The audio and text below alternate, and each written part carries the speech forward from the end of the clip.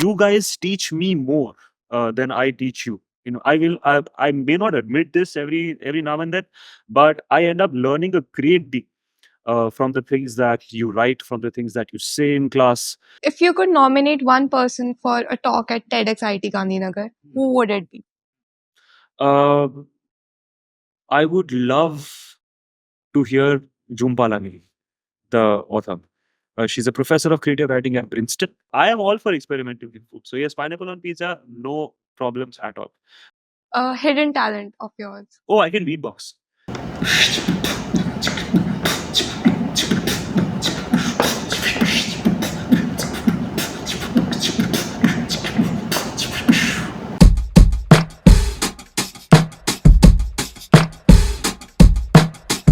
Bonjour, guys. I am Darshan, and with me is Zainab, and we welcome you to yet another fun episode of TEDx IIT Gandhinagar podcast. We have with us today students' favorite Nivid Desai. Currently, he is the program executive at the writing studio here at IIT Gandhinagar. He also serves as board member in Board of Studies for the Department of English at St. Xavier's College, Ahmedabad, which is also his alma mater. Uh, he has been awarded postgraduate meritorious alumnus, nominated by the head of department. Aside from academia, he had also several stints as a writer for Chitralekha, Menstrupedia, Sangat India, to name a few. He also worked with Radio Mirchi for the morning show Hi Ahmedabad. Besides his professional life, he is a truly great mentor and a very interesting person with whom you can have hours of conversations about various aspects of life. He's a very soulful singer and a guitarist, and you can find his commentary on contemporary music on his Instagram stories at any given day. So, sir, what do you think is it about music that binds together the people from different cultural and social backgrounds? First of all, thank you for having me. Thank you for such a kind and generous introduction. It's truly a pleasure to talk to you guys. And I didn't know we had this coming questions about music and film, but always happy to answer. I think music speaks to something innately human within us, right? It is something which is among the most ancient traditions of art that goes back even before the birth of civilization. And I think it binds us because it does not restrict our innate emotional expressions within the constraints of language. I think it frees us from having to speak something in order for ourselves to be expressed. We can express ourselves, we can express our emotions, our thoughts, what we are feeling, what we are not feeling, all of it through a common medium that transcends the need for words. Uh, and whenever words are blended in, whenever poetry is blended in, that makes it even better. Right? So that I think is the common binding factor for music for all of us, and I think that's what attracts me to it as well. Speaking about poetry, poetry is like a very ancient civilizational food, and you are also a great poet. So, what is it about poetry that makes some poems special and some not? Okay, I think what speaks to us as readers when it comes to poetry is I think all poetry is a reflection of the human mind and the human heart. Hmm. Uh, I think it was Matthew Arnold who said literature is a criticism of life, right? And I think all great poetry also happens to be a criticism of life. It shows us who we are, for better or worse, in all our human frailties. It holds up a mirror to us and says, "This is who you are. Hmm. Deal with it." And I think the poems that I have loved and the poems that I have had the pleasure to teach in classrooms as well, they have ended up making us realize finer nuances and the deepest recesses of our being because we find their expression in the best kind of words possible within that poetry. So I think it uh, it captures a snapshot of our mind and presents it in the best possible way for us to make sense of. It's Hmm. it's a great interpreter of human condition in that. Yeah, that's really true. You are also an avid reader. So, if there was a book Mm. and there was a movie based on the book, Which one would you prefer and why? I have always been biased about this question. You know it. I am dedicated to the written word first and foremost. Yeah. So I think reading is a very deep experience. It is something which engages me fully. So I would go for the book as my first consumption of that story because it provides me a full picture of what the creator of that story was imagining. Right? Hmm. Books are not bound by the restrictions of the visual medium, so they allow me a deep dive into the the mind space, right? The landscape of this person's imagination. Hmm. Having said that, I am not the one to discount the craft of cinema as well, right? I think it's a tremendous medium of art. It takes tremendous human effort to put it up as well, right? I am a huge fan of writers who write immaculate screenplays and bring that to action on the big screen as well. Hmm. I'm an even bigger fan of people who adapt books into films and do that well, Hmm. because that in itself is a craft of its own, right? So I see that they are not two opposite ends trying to battle with each other. I feel like they are two forms of art which feed off of each other in a way, right? If somebody thinks in a visual way, if somebody imagines a scene in the best possible way, they can capture the action, the drama, the conflict, the tension of that scene very well within the page.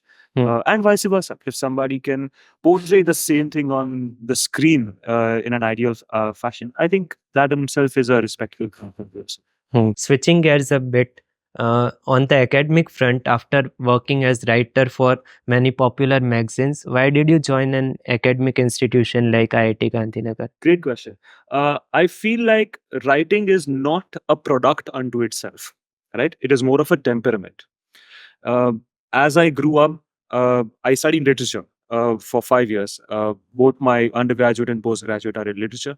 So I grew up around writers. I grew up reading the best of what literature had to offer, right? And I saw that uh, there were beats of writing, there were qualities of writing which refused to stay contained within the page, right? That spoke to a larger virtue of being human, that spoke to a larger virtue of intellectuality. So as I wrote myself as well, I realized that there is a larger intellectual value for the temperamental approach to being a writer, right? And once I started picking that up, I realized that it can work across domains. Hmm. I have not been trained in technology and science, but having worked here for the past couple of years, having interacted with you guys, I get to know so many things that are parallels, that Hmm. are common between the way that you think and the way that I think. We diverge as well. You know that, in more ways than one we diverge. But that those points of divergences are also things where I learn from, right? It only ends up enriching the temperament that I want to develop as a writer. So I think an academic institution in that respect is something where I can expand my understanding of what all can a temperamental approach to writing can do. Right. And of course, with the added advantage of this being the center for knowledge creation, knowledge dispensation, knowledge application, I feel like there's no better place to be for somebody who approaches writing as a process and as a temperament. So you teach the writing course Yes. which all the BTechs, MTechs, and PhD students take.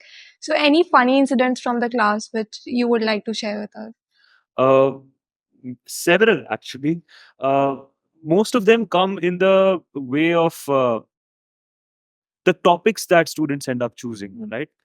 I have known way too many love stories beyond my right of knowing them, right? But it's very kind of students. They trust me with their deepest emotions, and I respect them. And I'm very grateful that they find me trustworthy enough to share those stories with me. But it's always quite serendipitous, to grade creative writing assignments where they have, thought about uh, what if this had turned out to be that way, right? And they've come far from their family for the first time in their life, and they're discovering, all of you are discovering life on your own for the first time. And that brings up emotions that you did not previously realize that you had. Yeah. Right. And that sometimes brings about some very fun things, not funny, but fun things to read, right? Somebody would write about their renewed love for their family. Somebody would write about how they miss their pet. Somebody would write about how they miss their morning commute to their school, right? Because all the morning commute that you guys do is you wake up 5 minutes before class and then you dash across from the hostel area to the academic area, right? So that's your morning commute. But people had like an entire routine, right, in their previous life, so to say. So I get to know like smaller details of what their hometown was like, right? I get to know smaller details of what their family was like, who all are in their family, who all are their neighbors, who all are their best friends and classmates and crushes and heartbreaks, and it's very endearing, to be honest. It provides me a deeper glance into who they are as people beyond just being my students. And I think that actually increases this sort of respect and intimacy that I have the privilege of maintaining across 2 semesters with my students, be it at BTech, MTech, or PhD levels. I think it allows me this privilege of getting to know my students beyond their academic capacities, their human capacities. And I think that's something that I will always cherish with my experience here at IIT. That's fascinating. Yeah, absolutely. I think uh, you guys teach me more than I teach you. You know, I may not admit this every now and then, but I end up learning a great deal from the things that you write, from the things that you say in class, and it ends up expanding my perspective. It ends up expanding my understanding of who I am as a person and what I know and what I don't know. Right? Because what if you ask me a question and I don't know the answer to? This guy used to do that all the time. Right? What if you ask me a question and I don't know the answer to that? Then I have to admit the limitations of my knowledge, and then I have to learn. Yeah. Right? It provides me with a space to be secure in my limited knowledge, and you guys allow me that space to be secure. So all in all, it's a place that I'm incredibly grateful to be at. So thank you, dear students, for allowing me that space to be vulnerable in my knowledge. I think that's quite something that I cherish. I think that's the outcome of a greatly designed course that you have a lot of contribution in. So, what is the process behind creating such courses, such engaging courses that goes beyond classrooms and forms relationships? Great question. So, the applicability of communication, the applicability of writing cannot be detached from the applicability of engineering, right? A lot of the courses that we were surveying while we were making this intervention was that a lot of other communication courses in similar institutions or universities, what they end up doing is that they end up detaching communication from engineering entirely. So you have your core engineering courses, you have your compulsory courses, and by the way, you also have this one communication course, which is considered a scoring subject at the end of the day, right? So we didn't want that to happen. We wanted to merge writing as a core part of engineering. We wanted to merge thinking, critical thinking, logical reasoning, argumentation, persuasion, all of that as a core part of engineering, which can make you better entrepreneurs, which can make you better product managers, which can make you better thinkers at the end of the day. So writing stops being just a transactional thing that you give me an assignment and I'll give you marks. It ends up becoming a perspective through which you approach thinking itself. Right. So I'm sorry, that's like sporadic 2 or 3 thoughts, but I believe that these are the key milestones that we kept in mind while designing the curriculum, and we continue to hone that with each successive semester. That's why it's a favorite course of many people who You guys are came very kind. to study engineering, You guys are ended up studying Thank you. writing. I would totally agree with that. Thank you. Thank you. You guys are very kind. Thank you. So you have also been a guest lecturer at various universities. So being the great observer you are, what is different about other universities and this institute that keeps you over here? Curiosity. I think that's the one thing that sets you guys apart. Uh, you guys make us work, man. I think that's something which is unparalleled, because the questions, the zingers that come my way every single day. Why is this like that? Why is this not like that? But why did you say this that way? I have to justify every single word that is coming out of my mouth, right? One of my students asked me the other day, "Do you ever go off script?" And I said, "I can't afford to." Right? So in my mind, I have to think thrice before speaking each sentence in my class, right?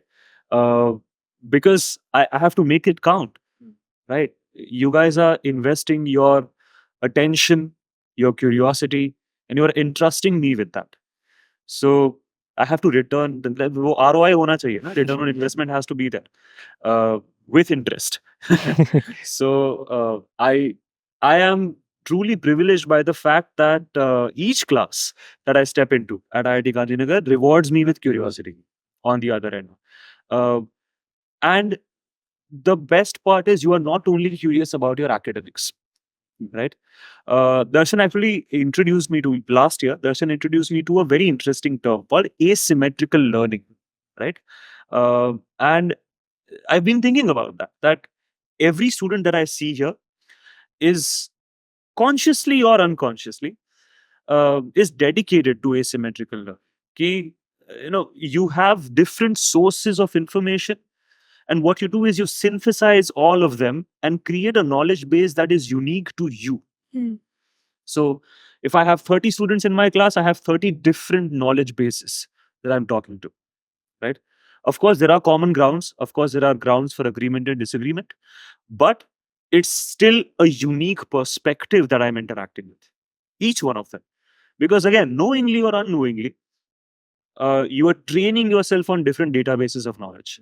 Whatever catches your fancy, whatever captures your attention, but you don't let your curiosity go to waste. And you take that curiosity as a founding principle of who you are as a student.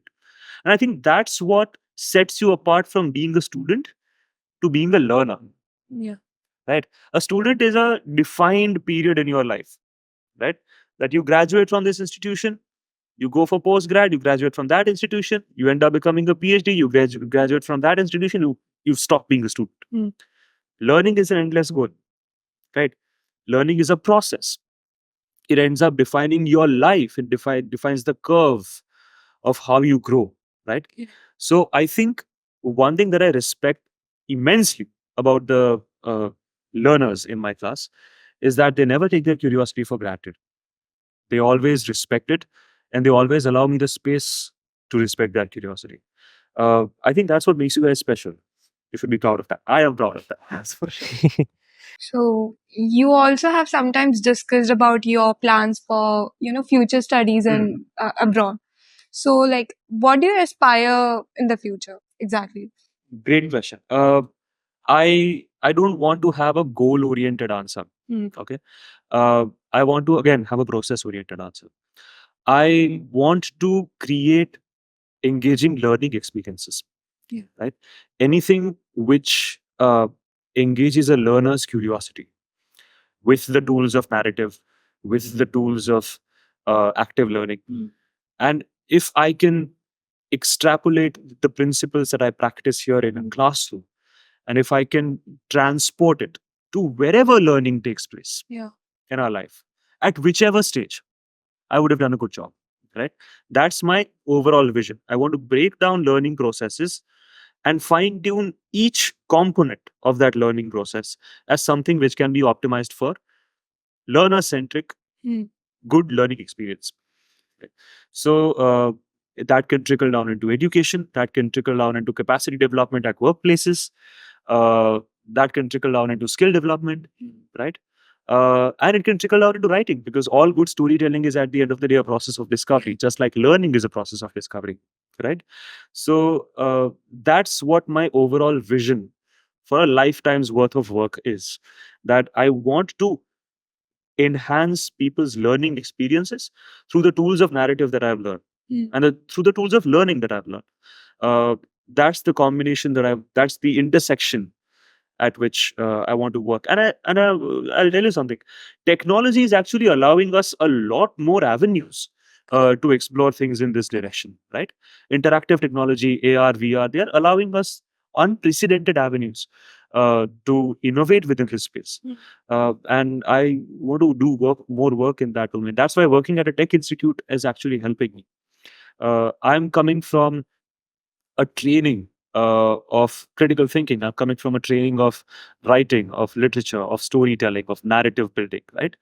Uh, but I'm learning from my colleagues and from my students the actual use cases of good technology, technologies that solve problems, technologies that enhance people's lives. So I also want to tinker and test how can technology enhance learning. That's my overall vision, like a 50 or 60 year plan. That's a really interesting and a different answer. Like, I don't like to think in goals, to be very honest, because the existential question that comes after that is what happens after you have achieved yeah, them, right? correct, What's tomorrow going to look like? correct. So I realized at the beginning of my career that if I found my principles uh, in deep rooted processes, I think that will end up fueling my overall marathon across a career. So if I ended up being a goal oriented person, once I achieve it, end of story, right? I didn't want that to happen. I wanted it to be more like a process oriented vision of my life.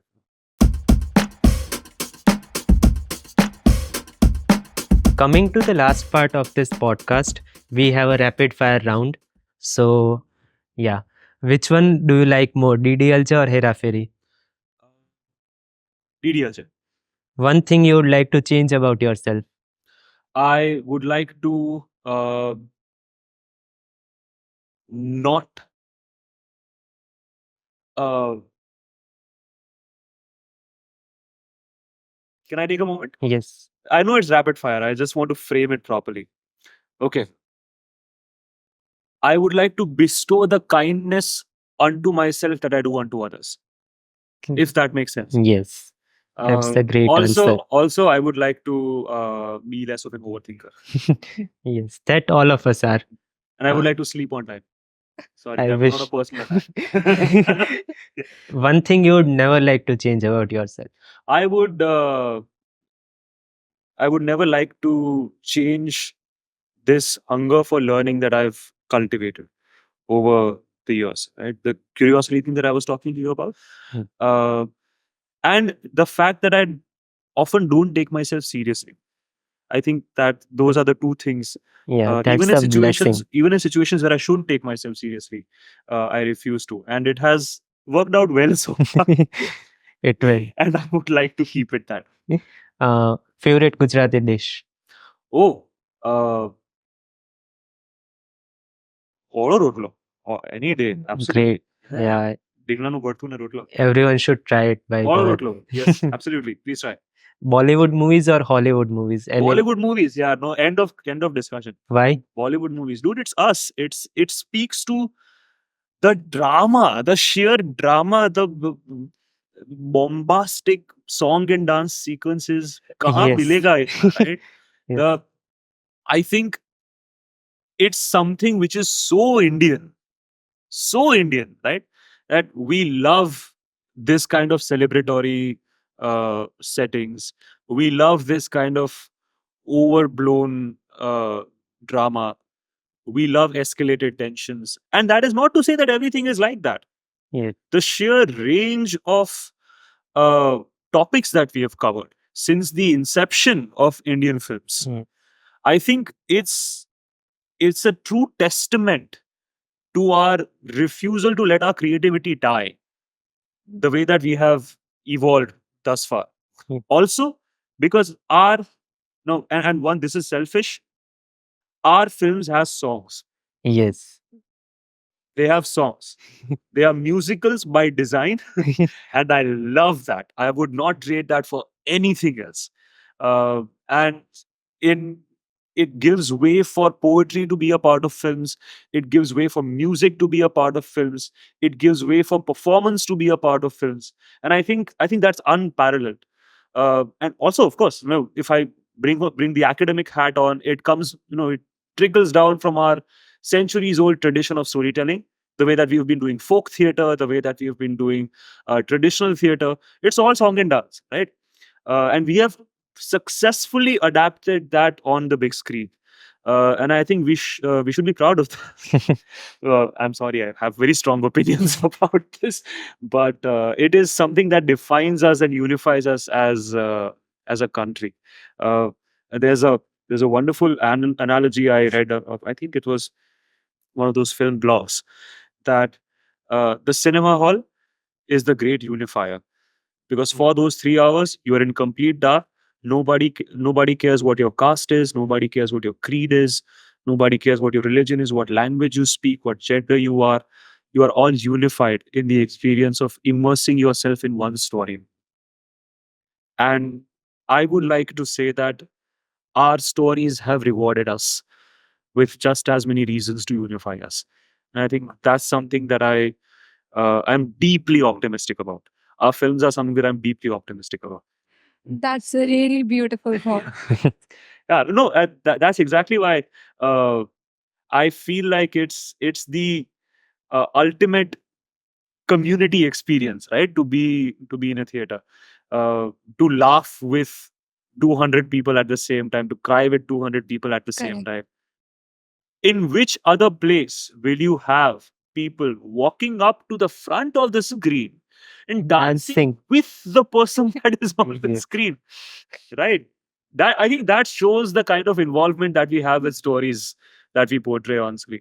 And I think that's beautiful. We should not let that die. That there's an innocence, there's a purity to the way that we consume that culture, and I think it's really beautiful. Yeah. I'm sorry, I'm caught all riled up, but yeah. We all love Bollywood. Yeah, absolutely. Yeah. Final question from my side. Yes. If you were a movie star, who would you be?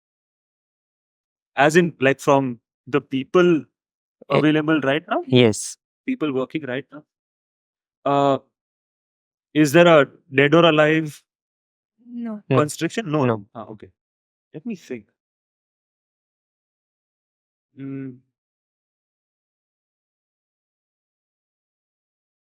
Irfan Khan.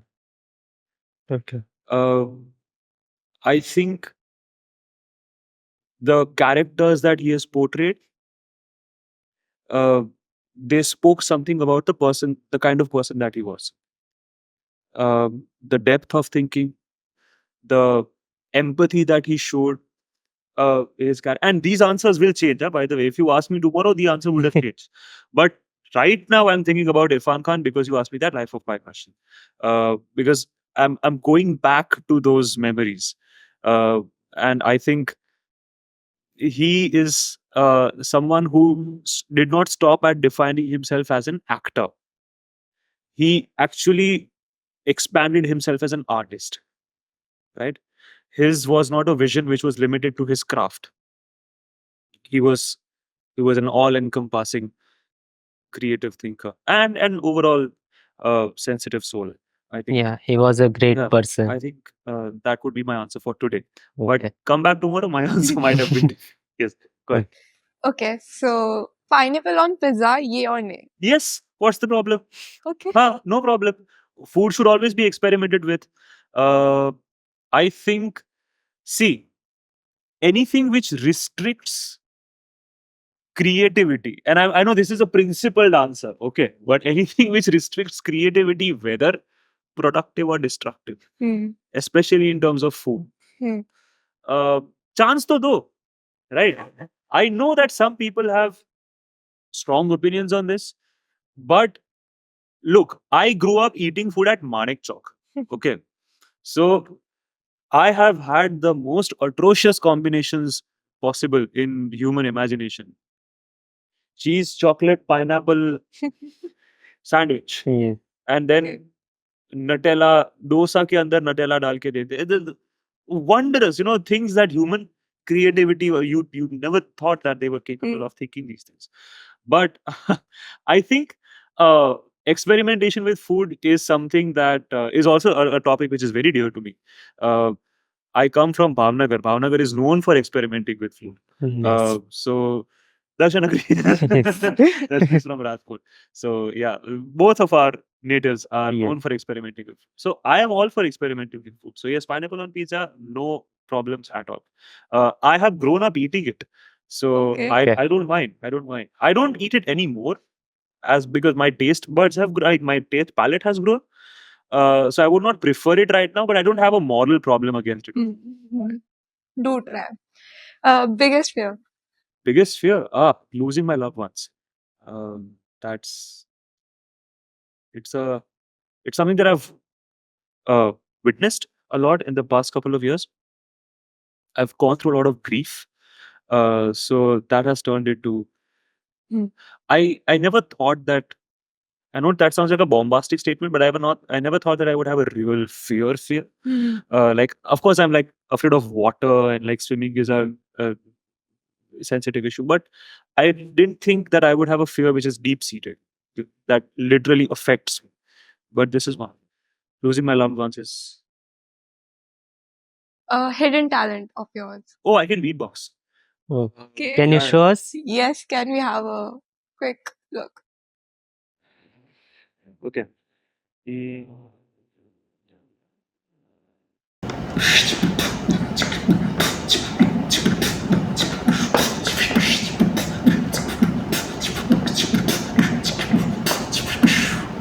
That Hope was that suffices. That awesome. was so good. So good.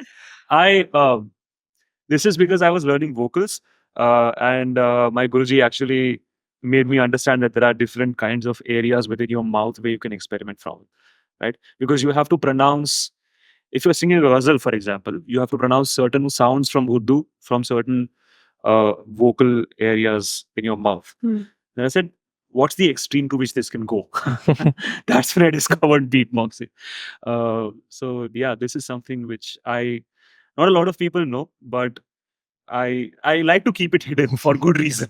Yeah, guys, you know now. That's so cool. Last question. If you could nominate one person for a talk at TEDx IIT Gandhinagar, who would it be?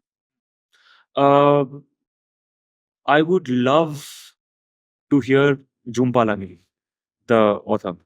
She's a professor of creative writing at Princeton. And I'll tell you why recently I would like to hear. She she's a creative writer. She's a Pulitzer Prize winner. She's a Booker Prize nominee, and she learned Italian just to write a novel. She learned the whole language, brought it up to native level proficiency, and then she wrote a novel in it, and then she translated the novel back to English. Wow. So her original novel is written in Italian. Okay, that she learned just with the abject purpose of being able to write in the language, right? Because that is the highest degree of creativity that you can get in any language. Mm. You can have native level proficiency, but can you think creatively in that language is a challenge, right? So she took up that challenge. She learned Italian. She wrote a novel, and then she translated the novel back into English and published both of them. So I am pretty fascinated by that, right? Uh, because that kind of a trade off between languages to adapt your creative thought across different languages, because like we discuss in class as well, right? Metaphors differ from language to language. Poetic expression differs from language to language. The cadence of a sentence differs from language to language. So, for her to learn that language, adapt it within her own creative sphere, and to write a whole novel out of it, to plot it accordingly, and then translate it back to English in a language that she already has native level proficiency in. Tremendous stuff. I've always been an admirer of her writing, interpreter of melodies, uh, Lowland, and all of those. Namesake, which happens to be a movie adaptation in which Irfan Khan Okay. played the lead. So I I'm pretty fascinated by the creative challenges that she takes up. That indeed is really fascinating. Yeah, I think it speaks to a level of uh, tenacity Mm. Yeah. in a creative person that I'm quite fascinated. Thank you so much, sir, This for was your fun. time and This was great fun. conversation. Thank you so Like much. we really got to know some great insights. Mine favorite was that you do need to have some level of self-criticism. Like some level is necessary, and this I think many people do neglect. Like they don't give it that much importance. So being the cool person that you are, we had a great time hosting this conversation. And It's always my favorite conversation of the day. I can spend another hour on this. True. True. So, on an ending note, any advice you would like to give the young students over here? I think you are absolutely on a great track in nurturing your curiosity. I think that's something which makes you special. I think that's something that I have respected in you from day one, right? Uh, in every class that I teach, in all the students that I interact with, I see a spark which is sustained by a lifelong curiosity. And that curiosity could be about anything. It doesn't necessarily have to be about academics. It could be about learning more about yourself, learning more about the world, or learning more about anything that catches your fancy, right? Uh, People nowadays call it going down a rabbit hole, right? That in itself is an embodiment of curiosity. So I think nurturing, cultivating, and growing that throughout life uh, will be endlessly rewarding. You may not realize it right now, but it is something which will read you amazing, unimaginable results. So stay curious. That was Nivid Desai for you guys. Keep following TEDx IT Gandhinagar for more such fun podcasts. And thank you everyone for your time. Thank you. Thank you, so much. sir. Thank you so much.